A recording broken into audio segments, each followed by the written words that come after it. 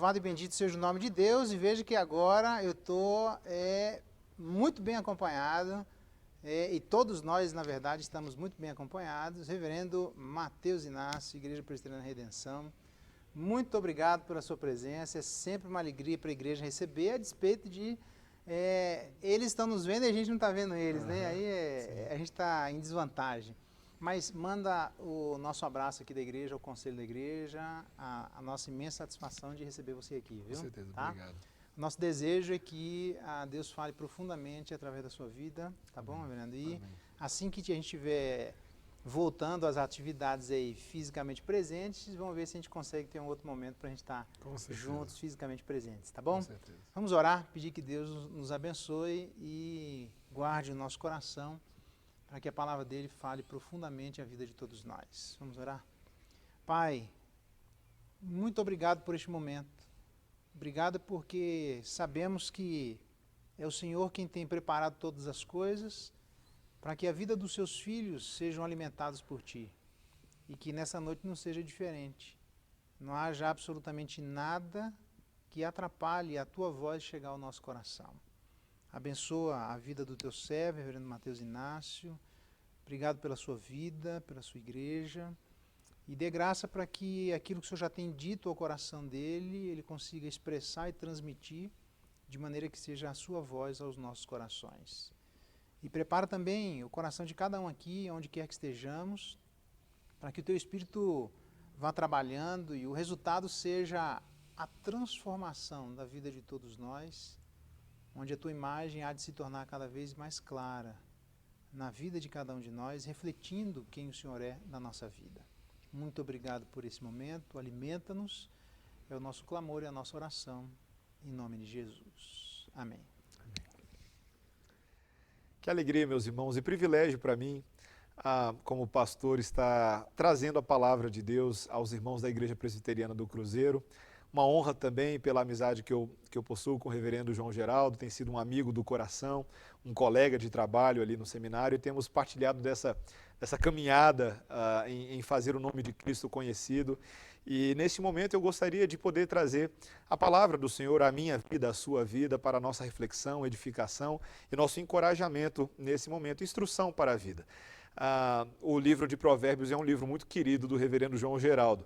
E ele me pediu para trazer uma palavra, se tiver algum sermão em Provérbios, pode ser em Provérbios. E eu estou fazendo uma série em Provérbios lá na igreja. Eu gostaria de me utilizar de apenas um versículo do livro de Provérbios, pregá-lo de uma forma talvez um pouco tópica, temática, mas também expositiva. E o texto é Provérbios capítulo 27, versículo 2. Provérbio 27, versículo 2. Eu vou ler o texto para a gente. Seja outro o que te louve, e não a tua boca, o estrangeiro e não os teus lábios. Vou ler novamente. Seja outro o que te louve, e não a tua boca, o estrangeiro e não os teus lábios. Esta é a palavra do Senhor. Vamos orar mais uma vez. Senhor, te louvamos pelas santas escrituras. Que o teu Santo Espírito nos ilumine os olhos do entendimento da nossa mente e coração para recebermos a boa palavra e nela vermos o Evangelho de Cristo Jesus. Em nome de Jesus. Amém. Não importa qual é o seu time de futebol, se você já foi a um estádio na sua vida, e talvez mais recentemente na sua vida, você certamente cantou "Eu sou brasileiro" com muito orgulho, com muito amor. Eu não vou cantar aqui para não constranger você que está assistindo aí em casa, mas esse é basicamente o grande lema, o grito de guerra, o grito de torcida, que tem sido o grito que a gente ouve por aí nos estádios brasileiros, Brasil afora, quando tem futebol. E tem a ver com esse orgulho do brasileiro, não é verdade? Esse orgulho talvez de nós vestirmos a camisa, talvez a gente tenha orgulho da nossa seleção brasileira, de vestir a amarelinha e de ter a seleção mais condecorada de todos os tempos, por mais que não seja talvez o melhor time do momento. O orgulho da nossa cultura brasileira, quem sabe o orgulho da nossa diversidade, do jeito frívolo brasileiro, da nossa diversidade climática e da nossa vegetação, das praias do Nordeste, as florestas amazônicas, da nossa culinária invejável. Quem sabe você pode pensar aí que o Brasil é o único país que no seu cardápio você vai encontrar feijoada, farofa, moqueca e pão de queijo. Isso é coisa nossa, isso é coisa do brasileiro e a gente se orgulha disso, da nossa musicalidade bossa novística que corre na veia e faz o povo ter samba no pé e por aí vai. Mas existe também talvez um orgulho ruim, não só um orgulho bom, mas o típico orgulho brasileiro que o torna orgulhoso, que nos cega talvez para os nossos problemas. Tantos hábitos culturais nesse jeitinho brasileiro que é corrupto, não somente aqueles que ocupam as posições nas cátedras civis, mas o brasileiro que é corrupto na sua forma de ser no dia a dia, a falta de compromisso e assertividade no falar, o brasileiro que leva tudo na brincadeira e na procrastinação. Talvez a violência no nosso país, não somente nas ruas, mas a violência que está no coração do brasileiro.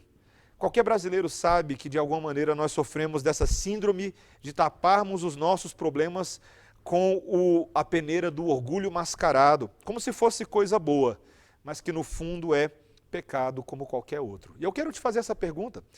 Qual é o tipo de coisa que te orgulha? Qual é o orgulho que você tem? É orgulho de coisa boa ou orgulho ruim? E nós queremos tratar disso hoje a partir desse versículo de Provérbios, dele para outros versículos e para o nosso Senhor Jesus Cristo. 3 coisas que eu gostaria de explorar com os irmãos nessa ocasião. Primeiro, a futilidade do orgulho pecaminoso. Segundo lugar, o papel de Deus em nossas conquistas que tanto nos orgulham. E terceiro lugar, qual é o reconhecimento que nós deveríamos esperar, ou de quem nós deveríamos esperar reconhecimento por aquilo que fazemos, tá bom? Então vamos explorar esses 3 pontos. Em primeiro lugar, a futilidade do orgulho pecaminoso. O versículo diz: seja outro que te louve e não a tua boca, o estrangeiro e não os teus lábios. Veja, o texto está aqui dizendo que quando uma pessoa pratica uma coisa boa, boas obras, ela não deve buscar elogiar a si mesmo. E o motivo que vai ficar claro em todo o livro de Provérbios, não somente aqui, é porque isso é evidência de orgulho, evidência de tolice, evidência de amor próprio. É o tipo de coisa que causa diminuição da reputação de uma pessoa. E o tema do orgulho é um tema muito querido no livro de Provérbios. E ele também é usado em 2 sentidos. O primeiro é esse sentido positivo que eu comecei a falar. Talvez de um orgulho que é admirável e necessário. Talvez a palavra orgulho nem seja a melhor palavra, mas algo como um respeito próprio, uma dignidade pessoal, o reconhecimento de que nós somos feitos à imagem e semelhança de Deus, e isso é algo maravilhoso. Mas existe também, é claro, no livro de Provérbios, uma definição de orgulho associada à arrogância, a uma autoimportância e todos os vícios que decorrem disso. Se nós tivéssemos um bom dicionário bíblico para definir orgulho de uma forma sintética na Bíblia, seria aquele tipo de autoestima desordenada, alguém que é cheio de presunção. O apóstolo João, lá na sua primeira epístola, ele chama isso de soberba da vida. Está lá em 1 João capítulo 2, versículos 15 a 17, que é justamente um canal pelo qual Satanás tenta o homem a pecar e o leva à destruição. E esse é um tema, como eu falei, é um tema muito propício no livro de Provérbios, no livro da sabedoria, justamente porque a sabedoria de Deus, ela nos faz evitar o caminho do orgulho e nos gravita para um espírito mais modesto, um espírito mais moderado. Quantos versículos em Provérbios tratam disso? Provérbios 11, 2, por exemplo. Em vindo a soberba, sobrevém a desonra, mas com os humildes está a sabedoria. Provérbios 13, 10. Da soberba só resulta a contenda, mas com os que se aconselham se acha a sabedoria. Veja, infelizmente, o próprio Salomão, que é responsável por tanto desses provérbios, nem sempre foi o melhor exemplo de humildade. Muitas vezes, Salomão, por causa do seu orgulho, pecou contra o Senhor e se permitiu desviar dos caminhos que o Senhor havia traçado para ele. Infelizmente, a Bíblia é repleta de exemplos que nem sempre são os melhores exemplos de humildade. Entre os próprios discípulos, e você pode lembrar talvez ali de João capítulo 13, aquele momento em que os discípulos são instados pelo Senhor Jesus Cristo quanto a lavar os pés uns dos outros, eles demonstraram uma falta de sabedoria tremenda ali, e uma falta de verdadeira humildade. Eles não queriam fazer isso. Talvez isso demonstraria que eles eram inferiores uns aos outros, e alguns pudessem até pensar que eles perderiam alguma posição no reino de Deus, mas Jesus vem e acaba com o barato deles, e os surpreende, e esvazia os seus egos ao se colocar de joelhos e lavar os pés de todos eles, mostrando que ele, que era o maior de todos, servia a todos. Essa falta de humildade que decorre da sabedoria é um problema, inclusive, no nosso mundo evangélico hoje, o dito mundo evangélico, em que muitos estão lutando pelo topo. Poucos são aqueles dispostos a pegar nas toalhas, não é mesmo? E a gente sabe, isso não é conhecimento oculto para ninguém, que esse orgulho tem levado muitos homens à destruição e ao escândalo. Por um lado, o Senhor Jesus Cristo deixou bem claro no Sermão do Monte que bem-aventurados são os pobres de espírito, porque deles é o reino dos céus. Mas o orgulho é aquilo que não nos permite admitir o nosso erro, ou não ter compaixão do nosso próximo. A Bíblia mostra que o orgulho é aquilo que nos leva a tentar viver além das nossas capacidades, muitas vezes além das nossas capacidades financeiras. O orgulho é o que leva o homem a um espírito de rebelião, um espírito de afronta. Talvez ninguém melhor do que Satanás como um exemplo vivo desse problema, desse pecado. É o orgulho que muitas vezes leva o homem à apostasia, a um sentimento de eu não preciso de Deus, eu não preciso de ninguém, eu sou autossuficiente, eu não preciso da igreja, eu não preciso dos meus irmãos. E por mais que a pós-modernidade tente defender uma espécie de orgulho positivo, né? aquele espírito de conquista, de destemor diante dos desafios, a ideia de, nossa, vamos lançar um foguete ao espaço e a gente bate no peito e diz que a nossa nação é muito boa porque a gente fez isso, né?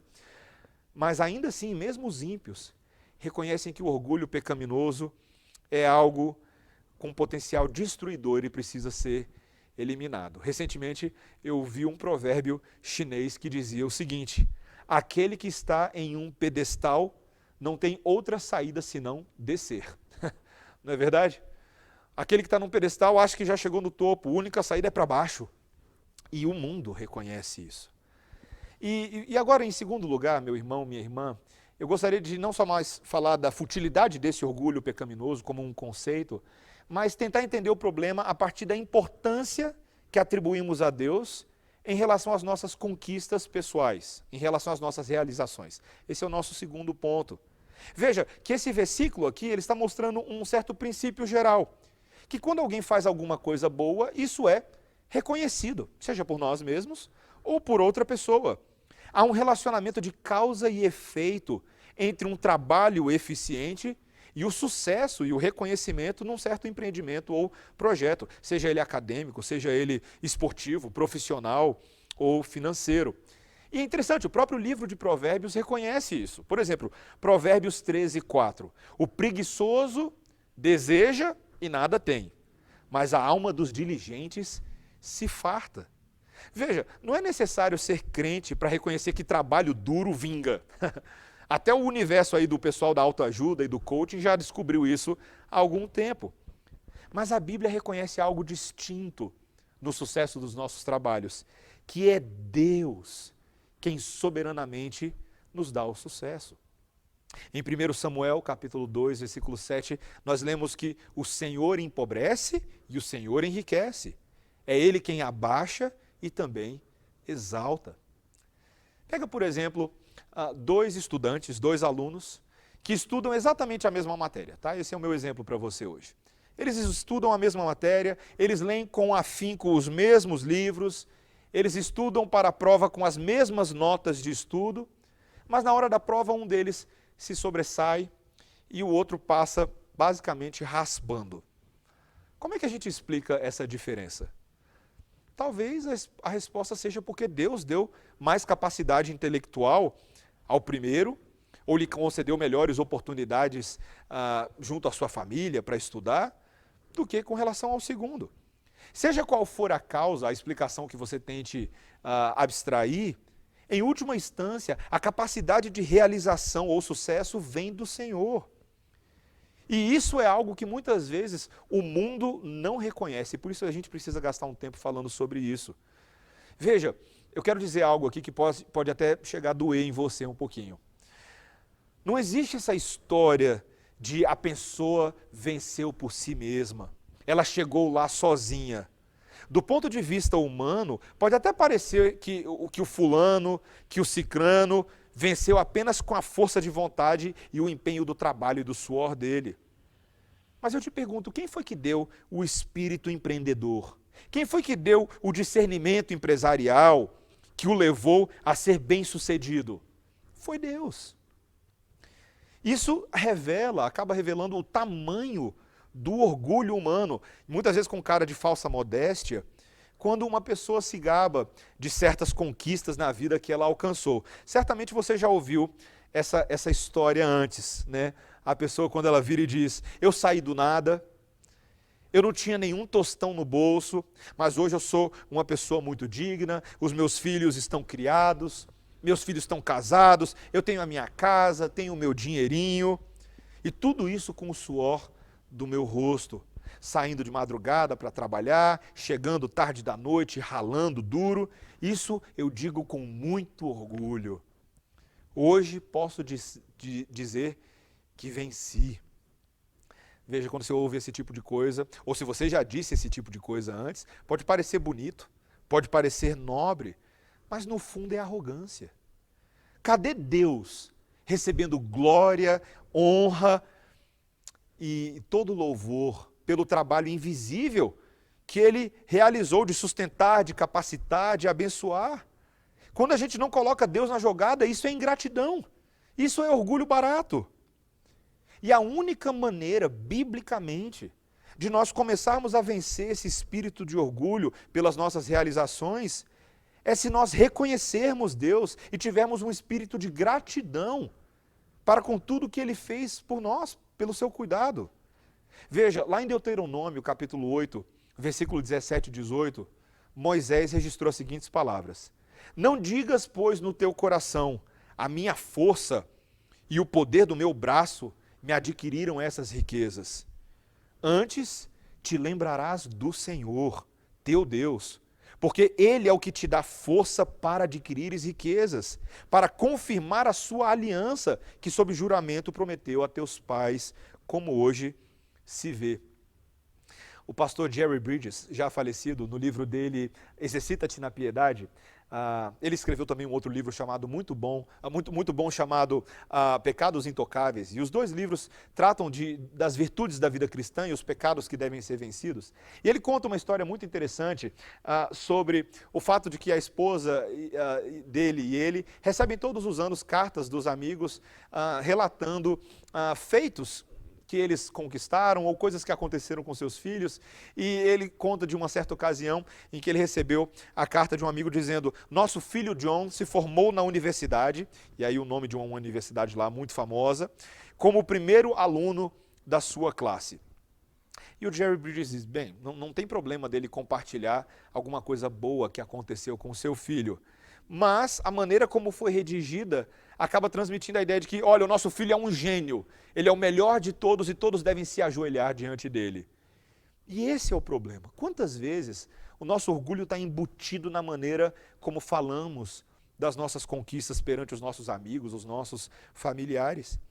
E aí o Jerry Bridges ele propõe, se nós quiséssemos evitar o pecado sutil do orgulho, essa carta poderia ter sido escrita de uma outra maneira. E aí ele propõe uma forma fictícia. Por exemplo, o nosso filho John se formou na universidade tal, como o primeiro aluno da classe.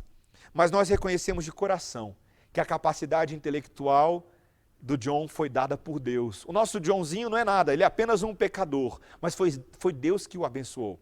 E ele continuou propondo, nós sabemos que nem todos os colegas do John ou amigos receberam as mesmas capacidades intelectuais que ele, mas esses outros receberam outras capacidades que o nosso filho John não tem. E por isso nós temos ensinado a ele a ter um espírito grato a Deus pelo dom que ele tem, mas pelo dom com que outros abençoam a sua vida. E o Jerry Bridges diz, eu tenho certeza que se a carta fosse escrita dessa maneira, talvez as pessoas agora tenham um espírito de maior gratidão a Deus pela conquista do John, do que simplesmente inveja pelos pais e pelo filho que ele tem. Eu quero te fazer uma pergunta. Responda com sinceridade. Tem alguma coisa que você tem hoje que não tenha sido dada a você? Pense bem. A resposta é nada. Tudo o que você tem hoje lhe foi concedido como um presente de Deus. O seu intelecto, seus talentos, suas habilidades, a sua saúde, as suas oportunidades de se obter bons resultados, tudo que te capacita a alcançar qualquer benefício debaixo do sol, foi dado por Deus, por misericórdia dele.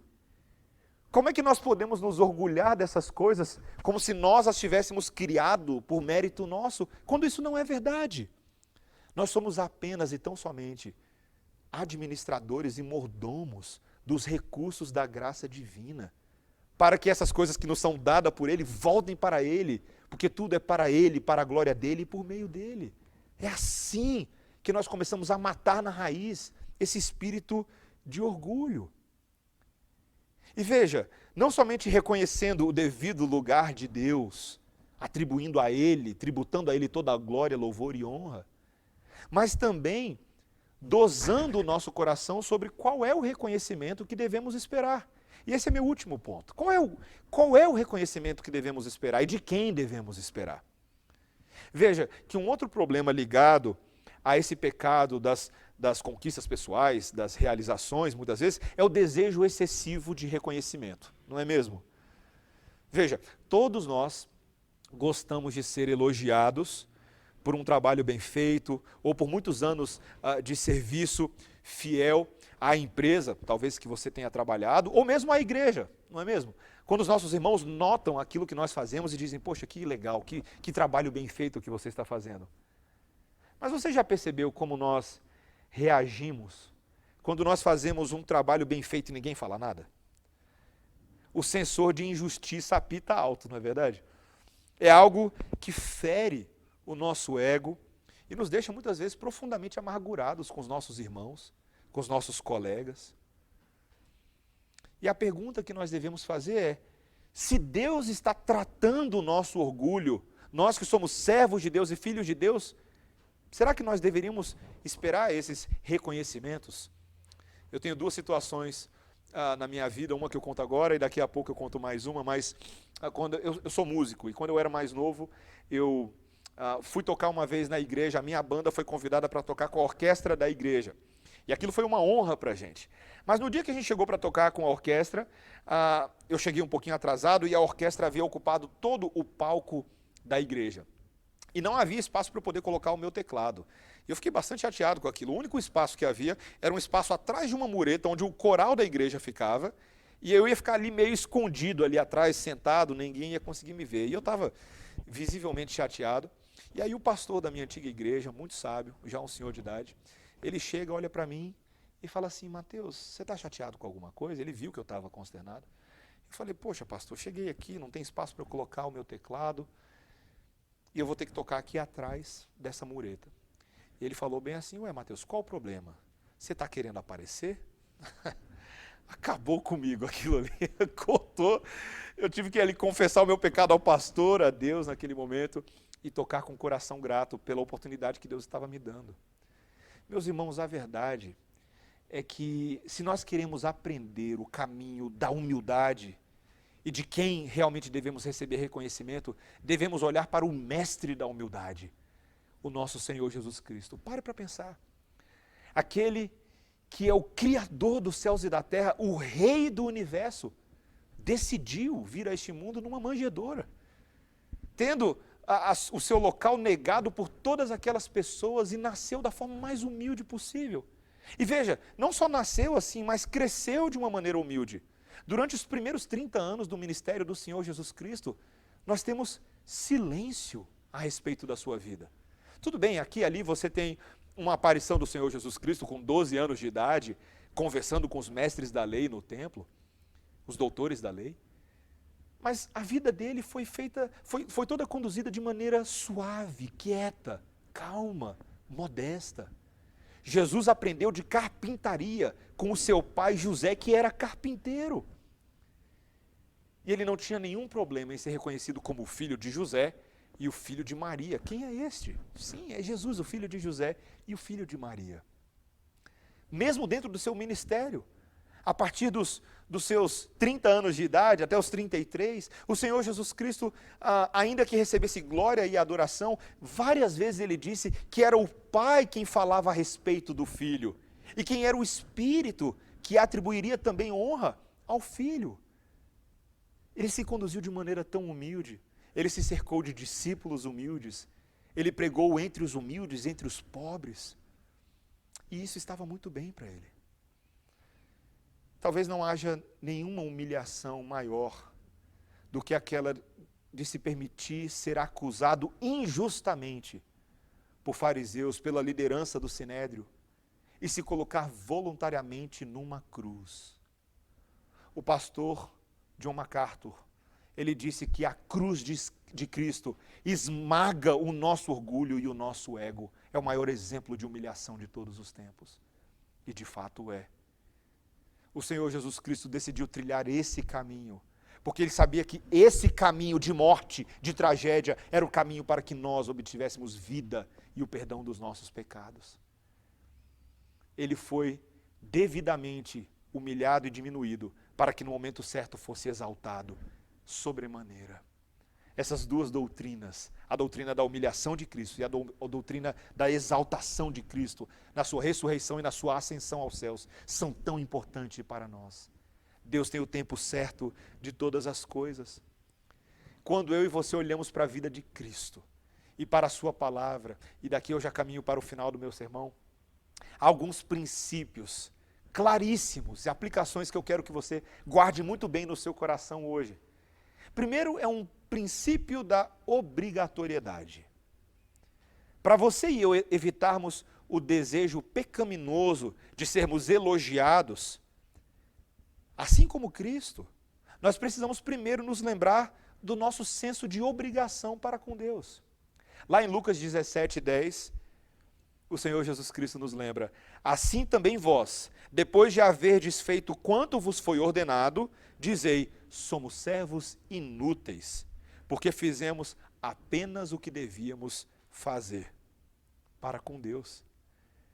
Esse também poderia ser chamado de princípio da invisibilidade, né? Ser o mais invisível possível, porque Deus é aquele que primeiro nos reconhece. O segundo exemplo que eu ia dar é quando eu comecei o meu ministério pastoral. Eu lembro que eu ia pregar e eu queria saber como é que os meus sermões estavam sendo percebidos, e obviamente todo pastor vai consultar a esposa, né? Nem sempre é uma coisa muito boa, porque eu lembro que eu perguntava para minha esposa: e aí, meu amor, o que você achou do sermão de hoje à noite? Ela falou assim: nada demais, nada além daquilo que você como pastor e pregador deveria fazer. Veja, meus irmãos, minha esposa não estava tentando me humilhar. Ele estava simplesmente dizendo que há um senso de obrigação e fidelidade que eu devo ter para com Deus, que é entregar o alimento fiel às ovelhas, e só. E isso em si já é muito bom. Isso em si já é um grande privilégio. Não há necessidade maior de nada. Mas em segundo lugar, há também um princípio de excelência. Independente de qualquer reconhecimento humano, ou troféus, ou medalhas, existe um padrão de excelência geral que Deus espera dos seus servos e dos seus obreiros. Paulo exortou Timóteo sobre o ministério pastoral que ele deveria exercer. Ele disse: procura apresentar-te a Deus aprovado, como obreiro que não tem do que se envergonhar e que maneja bem a palavra da verdade. Veja, o próprio apóstolo Paulo, em suas cartas, ele mostrou o tanto que ele se esforçava em seu trabalho missionário, em relação às igrejas, em seu trabalho como plantador de igrejas. Por quê?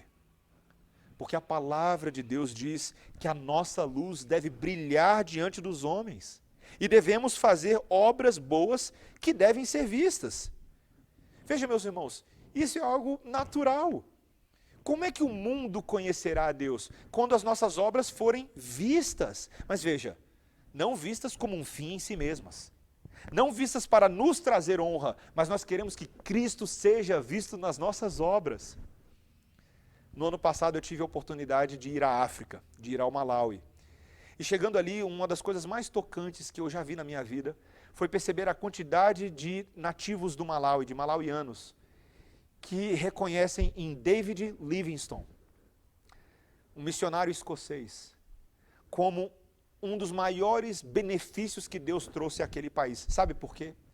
Porque muitos que conheceram David Livingstone e foram abençoados pela sua pregação, pelo seu ministério, muitos deles achavam que David Livingstone era um verdadeiro anjo de Deus. Muitos, inclusive, pensaram que o David Livingstone era o próprio Senhor Jesus Cristo. Sabe por quê? Porque a vida dele apontava para Cristo.